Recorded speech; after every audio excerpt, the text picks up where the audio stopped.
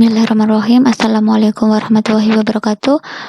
Jumpa lagi kita di pertemuan ke-11 untuk mata kuliah Manajemen Pemasaran. Nah, pada pertemuan ini saya akan membahas mengenai menghadapi persaingan. Pokok bahasanya kita adalah menghadapi persaingan. Nah, sebelumnya di pertemuan sebelumnya kita sudah membahas mengenai positioning merek, ekuitas merek, targeting dan positioning, dan di sini adalah kita akan bicarakan mengenai pokok bahasan, yaitu mengenai menghadapi persaingan. Nah, persaingan pasar itu fungsinya untuk apa sih? Persaingan pasar yaitu untuk merencanakan dan mengimplementasikan secara efektif strategi positioning merek yang terbaik. Jadi perusahaan harus memberikan bagian kepada pesaing mereka. Jadi persaingan itu sesuatu yang sangat wajar di dalam dunia bisnis, apalagi di dunia pemasaran. Sekarang jarang sekali satu produk yang hanya dihasilkan oleh satu perusahaan saja. Pasti misalkan dia menjadi market leader pun, pasti akan ada yang namanya pengikut pasar, atau bisa disebut juga pesaing ya. Jadi meskipun ada market leadernya, leader pemimpin pasarnya, pasti ada yang namanya persaingan pasar. Contohnya misalkan sepeda motor merek Honda, dia sebagai market leader di Indonesia. Nah, kemudian muncul merek lain, ada Yamaha, ada Suzuki, ada Kawasaki, dan sebagainya. Pasti ada berbagai macam pilihan yang bisa dipilih oleh masyarakat. Nah, ini disebut dengan adanya persaingan pasar. Nah, untuk memenangkan persaingan pasar berarti perusahaan itu harus membuat diferensiasi yang sudah kita bicarakan di pertemuan sebelumnya. Harus ada diferensiasi produk yang memang bisa membuat konsumen itu tertarik untuk memilih merek tersebut. Kemudian ketika muncul pesaing, maka yang dilakukan perusahaan adalah harus mengidentifikasi pesaingnya. Pesaingnya itu seperti apa sih? Bagaimana cara mereka menerapkan strategi pemasarannya. Nah, jadi pesaing itu adalah perusahaan yang dapat memenuhi kebutuhan pelanggan yang sama. Jadi yang seperti saya jelaskan tadi, ketika ada Honda, ada Yamaha, ada Kawasaki, Suzuki, itu adalah pesaing ya. Jadi satu produk sepeda motor, tetapi banyak pesaingnya, atau lebih kita spesifikkan lagi nih, misalkan ada di kelas Scoopy, kemudian dari Yamaha muncul ada Yamaha Vino. Nah, itu hampir mirip-mirip. Nah, itu adalah namanya pesaing. Jadi satu produk tapi dengan merek yang berbeda. Nah, itu disebut dengan pesaing. Nah, persaingan itu dapat dilihat dari sudut pandang, yaitu sudut pandang industri, yaitu suatu kelompok perusahaan yang menawarkan produk atau kelas produk yang merupakan pengganti erat satu sama lain. Jadi bisa memilih produk yang lain ya. Kemudian ada persaingan pasar, yaitu perusahaan yang berusaha memenuhi kebutuhan pelanggan yang sama. Jadi kebutuhan mereka itu sama. Misalkan dia butuh mie instan. Dia butuh mie instan berarti kebutuhannya akan produk mie instan, tetapi berbagai macam pilihan merek yang bisa mereka beli. Kemudian dilihat dari persaingan pasar, yaitu ada pesaing aktual. Maksudnya adalah pesaing yang benar-benar mereka berada di pasar tersebut, berada di segmen pasar tersebut. Kemudian yang kedua adalah pesaing potensial. Yang dimaksud pesaing potensial adalah pesaing yang memang benar-benar dikhawatirkan dapat mengambil ceruk pasar dari si market leader tersebut. Jadi memang perusahaan pemasar biasanya memang perlu ada suatu tim yang emang untuk menganalisa bagaimana sih pergerakan dari pesaing pasar tersebut. Kalau hanya santai-santai saja dengan misalkan penjualan di bulan ini tinggi, belum tentu penjualan di bulan depannya itu tinggi. Maka perlu bagaimana penjualan di bulan depan itu bisa sama atau bahkan lebih tinggi dari penjualan sekarang. Apa ada yang salah dengan sistem pemasarannya, atau seperti apa yang perlu ditingkatkan, apa yang perlu dirubah, itu memang perlu dibuat secara khusus, tim khusus. Nah, kemudian menganalisis pesaing perusahaan, apa saja sih yang perlu ditentukan. Yang pertama adalah harus menentukan yang namanya strategi. Kelompok strategi maksudnya itu apa? Sekelompok para perusahaan yang mengikuti strategi yang sama dalam pasar sasaran tertentu. Jadi strateginya sama untuk produk yang sama dengan pasar sasaran tertentu. Untuk apa? Yang pertama itu adalah untuk laba, pasti. Untuk maksimalkan laba, tidak ada perusahaan yang didirikan itu tidak mencari laba. Pasti tujuannya yang pertama adalah profit oriented atau untuk mencari laba. Nah, laba itu adalah laba jangka pendek dan jangka panjang. Maksudnya adalah jangka pendek ya digunakan pada saat ini. Jangka panjang adalah dia sudah punya pikiran nih 10 tahun ke depan. 5 tahun ke depan itu seperti apa? Rencana strategis perusahaan itu seperti apa? Bagaimana bisa meningkatkan keuntungan? Apakah apalagi perusahaan yang sudah go public ya, dia menjual saham, otomatis dia harus berusaha menjaga supaya sahamnya itu tetap berada di bursa efek, karena banyak sekali perusahaan yang memang dia keluar dari bursa efek berarti ada sesuatu yang salah dengan perusahaannya, entah dari pendapatannya atau dari segi penjualan seperti apa, itu juga berpengaruh terhadap saham yang dia jual. Contohnya adalah misalkan yang barusan ini terjadi adalah sahamnya Coca-Cola. Nah, ketika si Cristiano Ronaldo melakukan konferensi pers, kemudian dia menggeser botol Coca-Cola dan dia menganggap bahwa minuman terbaik itu adalah air mineral, ternyata hal itu sangat berakibat buruk bagi saham Coca-Cola. Kenapa? Karena salah satu penentuan harga saham itu adalah citra perusahaannya, citra dari merek tersebut. Ketika citra perusahaan atau citra merek tersebut mengalami downgrade, otomatis sahamnya juga mengalami downgrade. Nah, karena perusahaan sih harus menciptakan citra merek yang benar-benar baik di mata pelanggan dan di mata masyarakat itu seperti apa. Kemudian beberapa bauran tujuannya adalah untuk profitabilitas, yaitu untuk keuntungan pangsa pasar, arus kasnya seperti apa, teknologi dan pelayanan dari perusahaan tersebut. Kemudian kekuatan dan kelemahan juga harus dianalisa. Yang pertama adalah pangsa pasar. Pangsa pasar adalah golongan konsumen yang menjadi target pasar sasaran tersebut. Kemudian pangsa pikiran yang dimaksud adalah bagaimana kita bisa mempengaruhi pikiran masyarakat atau konsumen untuk membeli produk tersebut. Yang ketiga adalah pangsa hati. Pangsa hati berarti kita harus membuat konsumen itu cinta. Kalau sudah cinta, kalau sudah suka, maka dia akan loyal, dia akan mengulang pembelian. Diambillah hati dari si konsumen tersebut.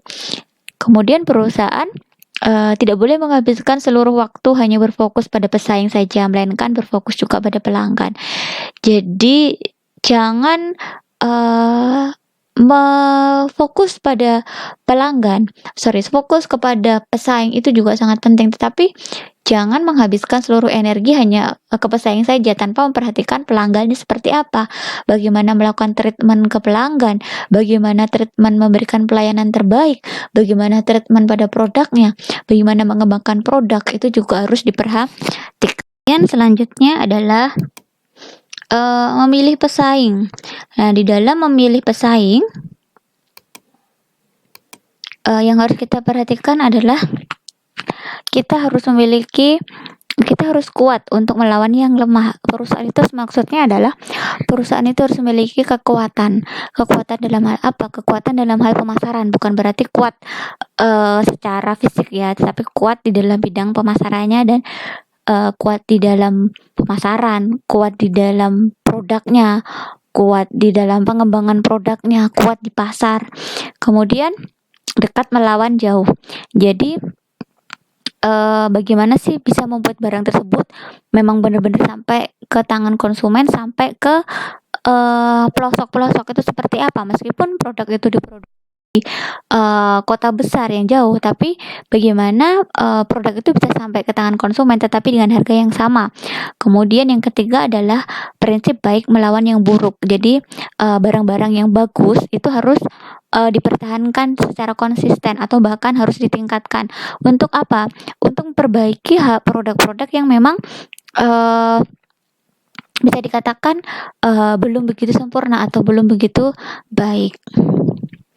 Kemudian di dalam memilih pelanggan, di sini ada berharga dan tidak berharga, ada tabel rentan dan tidak rentan. Maksudnya berharga di sini adalah pelanggan ini menguntungkan, tetapi tidak sepenuhnya senang dengan perusahaan.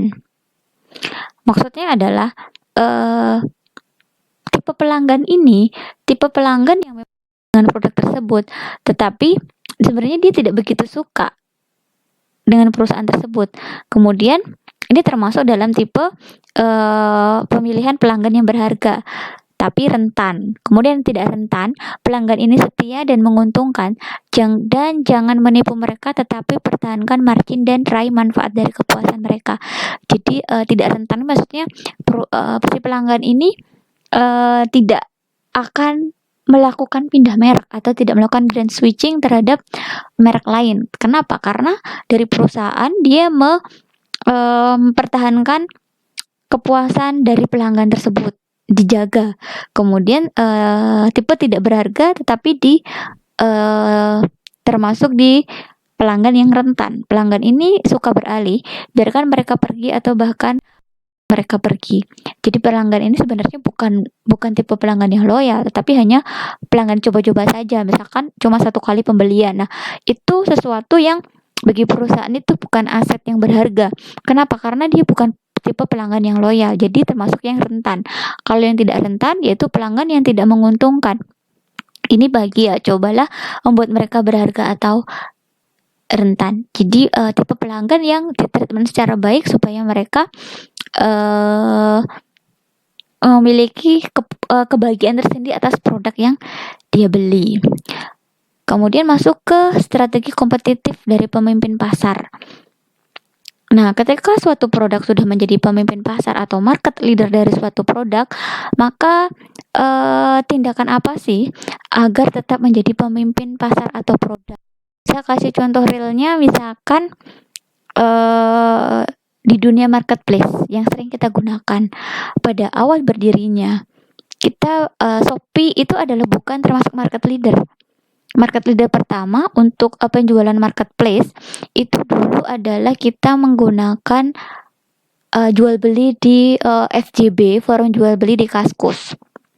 Nah, dia adalah salah satu pemimpin pasar pada masanya dahulu, sebelum ada yang namanya Bukalapak, Tokopedia, Lazada, Shopee, Blibli, dan JDI dan sebagainya. Itu adalah semua sebenarnya adalah market leader. Tetapi sekarang kita sudah tidak bisa menemukan jual beli lagi di layanan Kaskus. Kenapa? Karena dia tidak bisa mempunyai strategi kompetitif untuk mempertahankan sebagai pemimpin pasar. Nah, kemudian baru masuk rekening bersama atau rekber dari Bukalapak dan Tokopedia. Mereka adalah salah satu marketplace anak bangsa yang waktu itu lagi booming ya. Meskipun sekarang pesaingnya banyak. Kemudian muncul si Oren atau dalam artian Shopee. Nah, bagaimana sih strategi kompetitif untuk bisa menjadi market leader? Yang pertama adalah memperluas total permintaan pasar, yaitu adanya pelanggan baru dan lebih banyak penggunaan. Nah, jadi marketplace itu semakin banyak orang yang menggunakan, dia akan semakin untung. Kenapa? Karena perputaran uang di marketplace itu tidak hanya jutaan, tapi bisa miliaran per hari. Bayangkan saja jumlah masyarakat Indonesia 200 juta lebih penduduk, kita ambillah misalkan 10% saja menggunakan marketplace, sekitar 20 juta. Dari 20 juta kita ambil saja satu orang taruhlah 10.000 rupiah, berapa uang per hari yang memang bisa berputar di sana. Nah, jadi penjual di marketplace itu sangat menggiurkan bagi platform penyedianya. Kemudian yang kedua adalah untuk melindungi pangsa pasar, dan yang terakhir adalah meningkatkan pangsa pasar. Jadi dia harus bagaimana caranya supaya orang-orang konsumen itu tidak berpindah ke marketplace lain. Apa saja strategi yang digunakan, atau misalkan ada sekarang banyak hadiah ya, misalkan untuk di Tokopedia atau di Shopee atau di Bukalapak itu ada undian berhadiah, dapat mobil, dapat uang segala macam. Nah, itu adalah salah satu cara untuk mempertahankan pelanggan loyal agar tetap menggunakan marketplace tersebut. Kemudian strategi tentang pasar. Yang pertama adalah mendefinisikan tujuan strategis dari lawan, yaitu dengan cara menyerang pemimpin pasar. Pemimpin pasar yang awal dari produk tersebut yaitu diserang karena dia perlu pelanggan dari pemimpin pasar tersebut. Dia harus mengambil sebagian. Misalkan jumlahnya 100 orang nih. Bagaimana sih dari 100 orang itu bisa kita ambil 50%-nya saja. Kemudian menyerang perusahaan seukuran dan menyerang perusahaan yang lebih kecil. Nah, jadi memang serangan bukan berarti serangan secara kasat mata ya, tetapi dalam artian memakai strategi yang memang bisa mengambil ceruk pasar. Kemudian yang kedua adalah memilih strategi serangan secara umum, yaitu serang frontal. Dia buat apa, dia buat program apa, dia buat strategi seperti apa, kemudian serangan sisi, serangan pengitaran, dan serangan melewat. Jadi banyak sekali strategi yang mereka gunakan. Apakah dia mengambil secara baik atau bagaimana? Nah, itu perlu pikirkan dari perusahaan tersebut. Kemudian memilih strategi serangan spesifik. Jadi spesifiknya apa? Dia mau menggunakan strategi seperti apa? Apakah dengan menggunakan promo yang besar atau menyajikan harga yang lebih murah dengan kualitas yang lebih bagus, atau seperti apa dengan mengambil keuntungan sedikit? Nah, itu harus dipilih strategi yang memang benar-benar spesifik dan menguntungkan bagi perusahaan. Kemudian ada yang namanya yaitu strategi pengikut pasar. Ketika kita bicara mengenai pengikut pasar, berarti adalah suatu produk atau perusahaan yang memang dia menjadi pengikut dari pasar tersebut. Dia bukan sebagai market leader. Yang pertama adalah sebagai tipe pemalsu. Dia memasukkan produk tersebut. Contohnya sekarang misalkan banyak sekali produk itu palsu di pasaran dengan harga yang lebih murah. Padahal standarnya misalkan yang sering dipalsu itu misalkan ada bilang saja Hembody, harganya 50.000. Harga standarnya adalah 50.000, tetapi di pasaran ada banyak sekali produk tersebut. Dia membumingkan bahwa produk itu bagus, tapi dia menjualnya misalkan harga yang sama, tetapi sebenarnya produk itu palsu, maka itu disebut pemalsu. Yang kedua adalah pengkloning. Jadi dia mengkloning produk tersebut sama persis, ingredientnya sama, semuanya adalah sama. Kemudian peniru, dia meniru produk tersebut, kemudian menjualnya dengan harga yang lebih murah. Dia tiru produk tersebut. Dalam artian kalau palsu berarti sebenarnya asli. Kalau pemalsu itu dia maksudnya menjual barang itu di harga yang sama, tapi sebenarnya barang itu palsu. Tapi kalau mengkloning, dia menghadirkan barang tersebut, tetapi ada ingredient atau bahan-bahan yang memang dia kurangi. Jadi mengkloning, kemudian meniru. Dia meniru sama persis, tetapi dia bermain di harga dengan harga yang lebih murah. Kemudian pengadopsi, yaitu dia mengadopsi barang tersebut, tetapi dengan beda atau varian yang berbeda. Tetapi dia mengadopsi dari produk yang sudah ada. Misalkan pasta gigi, pertama dulu Pepsodent, kemudian muncul Close Up, Ciptaden, enzim dan sebagainya. Dia adalah sebagai pengadopsi dari produk yang sudah ada. Kemudian strategi penceruk pasar. Penceruk mencapai margin yang tinggi dengan pencerukan yang cerdas, yaitu tugas penceruk pasar yaitu menciptakan ceruk pasar. Jadi menciptakan bagaimana dia bisa mengambil ceruk pasar, kemudian memperluas ceruk pasar tersebut dan melindungi ceruk pasar tersebut. Nah, risiko apa sih jadi penceruk pasar tersebut? Yaitu ceruk pasar yaitu mengering dan ceruk pasar diserang. Nah, ketika sudah terjadi strategi penceruk pasar, maka si perusahaan itu harus waspada. Waspadanya kenapa? Karena jangan sampai ceruk pasar itu konsumennya akan hilang atau menjadi kering, tidak ada sama sekali, ataupun ceruk pasar itu diserang. Nah, salah satu yang memang harus diwaspadai yaitu memang harus ada strategi-strategi yang digunakan untuk menghadapi persaingan. Nah, demikian pertemuan ke-11 pada malam hari ini mengenai menghadapi persaingan. Silakan membuat resume dari bab ini dan dikirim di tim. Terima kasih atas perhatiannya. Pertemuan pada malam hari ini saya cukupkan sekian. Selamat malam. Wassalamualaikum warahmatullahi wabarakatuh.